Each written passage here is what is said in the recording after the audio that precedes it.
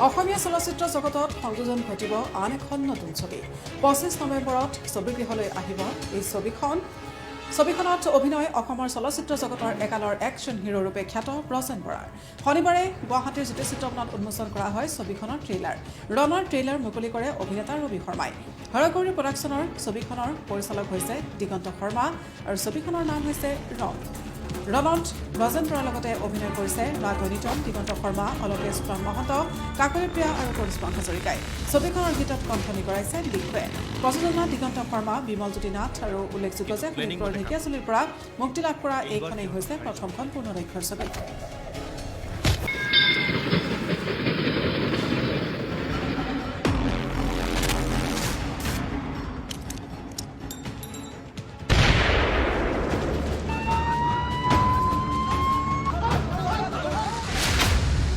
আমাৰ হাতত সময় কম আছে যিকোনো মুহূৰ্ততে সিহঁতে দ্বিতীয়টো ঘটনা ঘটাব পাৰে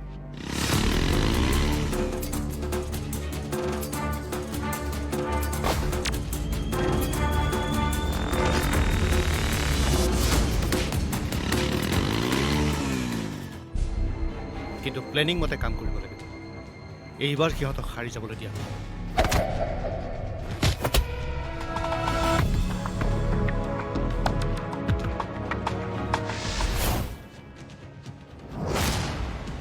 এইবিলাকত বম ব্লাষ্ট কৰি সিহঁতে এষ্টাব্লিছ কৰিব বিচাৰিছে যে সিহঁত এতিয়াও সক্ৰিয় হৈ আছে সিহঁত লিডাৰ হাৰ্ড কোৰ টেৰৰিষ্ট মষ্ট ৱান্টেড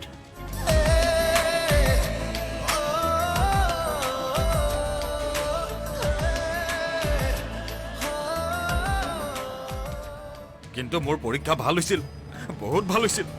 তাৰ পাছতো মই চৰকাৰী চাকৰি নাপালোঁ মোৰ কষ্ট মায়ে কৰা ত্যাগ সকলোবোৰ অথলে গ'ল চোৱা পৰীক্ষা ভাল হ'লেই নহ'ব ওপৰৰ পৰা তললৈকে সকলোকে তেওঁলোকে নিজৰ ভিতৰতে এটা কটেজ প্ৰডাকশ্যনৰ নিচিনাকৈ কৰিছে কামটো সেই হিচাপে ট্ৰেইলাৰটো ভাল লাগিছে চাই আৰু এইটো ট্ৰেইলাৰত বৰ বিশেষ ক'ব পৰা নাযায় আশা কৰিছোঁ এই ছবিখন বৰকৈ আদৰি লওক ভাল ছবি এখন হওক আৰু এনেও এতিয়া ইণ্ডাষ্ট্ৰিটোত আমাৰ নতুন নতুন প্ৰডাকশ্যনৰ খুব প্ৰয়োজন হৈছে কাৰণ ক'ভিডৰ পিছত প্ৰকৃততে দীৰ্ঘ সময়ৰ পিছত নহয় ৰণত ইয়াৰ আগতো ছবি আহিছিলে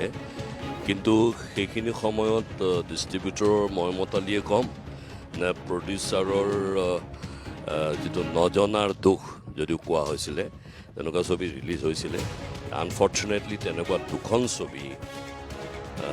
যদিও খুব কম সময়ৰ কাৰণে চিনেমাগৃহত আহিলে তাৰপিছত কোনো চেনেলক তেওঁলোকে নিদিলে তেওঁলোকৰ নিজৰ ভিতৰত উৰিয়া উৰি আৰু এখন শুনামতে ইণ্টাৰনেশ্যনেল কি প্ৰাইম মই গোটেইটো পাহৰি গৈছোঁ তাত দিয়া বুলি মই শুনিছোঁ কিন্তু মই চাবলৈ এতিয়ালৈকে পোৱা নাই anyway what ever it is এই ছবিখন আহিছে আৰু বহুতে মোক এই প্ৰশ্নটো কৰে যে আপুনি আজিকালি ছবি নকৰে নেকি আগতে ইমান কৰিছিলে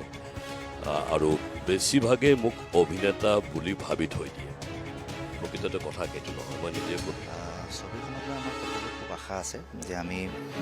ঢেকীয়াজুলিৰ পৰা এনেকুৱা এটা মানে পৰিকল্পনা আগতে কৰা হোৱা নাছিল আমাৰ কাৰণে আমি খুব এটা আমি লাকি বুলি ক'ব লাগিব কাৰণ এনেকুৱা বিগ বাজেটৰ এখন চিনেমা য'ত হলত ৰিলিজ হ'ব তেনেকুৱা এখন চিনেমাত আমি অংশীদাৰ হ'বলৈ পাইছোঁ আচলতে এইটো আমাৰ কাৰণে খুব এটা গৌৰৱৰ বিষয় আৰু এইটো এটা ইতিহাস ঢেকীয়াজুলিৰ সাংস্কৃতিক জগতত এটা ইতিহাস বুলি আমি ভাবিছোঁ আৰু খুবেই আশাবাদী সকলোৱে ছবিখনক লৈ আৰু সকলোৱে মিলিজুলি যেতিয়া কামটো কৰিছে নিশ্চয় ভাল হ'ব কাৰণ সকলোৰে আন্তৰিকতা আছে ছবিখনৰ লগত সেইটো চবতকৈ ডাঙৰ কথা এইটো আমাৰ প্ৰায় 2.5 বছৰীয়া পৰিকল্পনা বুলি ক'ব লাগিব কাৰণ কৰোণা মহামাৰীৰ সময়ত তেতিয়াৰ পৰাই আৰম্ভ কৰিছোঁ ৰণ আৰু ৰণ কৰি কৰি অৱশেষত এতিয়া ফাইনেল যুদ্ধৰ সময় আহি পৰিছে 25 নৱেম্বৰ তাৰিখে ৰিলিজ হ'ব 2022 25 নৱেম্বৰ 2022 ৰিলিজ হ'ব ৰণ আৰু মানে ফাইনেল যুদ্ধ আৰু কিন্তু তাৰ আগতে আজি ট্ৰেইলাৰটো মুকলি কৰা হ'ল আৰু ট্ৰেইলাৰটো ইতিমধ্যে ইউটিউব যোগে দৰ্শকে দেখা পাব আৰু আশা কৰিছোঁ ট্ৰেইলাৰটো ৰাইজে ভাল পাব আশা কৰিছোঁ ৰাইজে চিনেমাখন আঁকোৱালি ল'ব ভাল কাৰণ চিনেমাখনত বহুখিনি মেছেজ আছে মানে এনেই মনোৰঞ্জনধৰ্মী চিনেমা বুলি ক'ব নোৱাৰি মনোৰঞ্জনধৰ্মী চিনেমাও তাৰ লগতে বহুখিনি মেছেজ আছে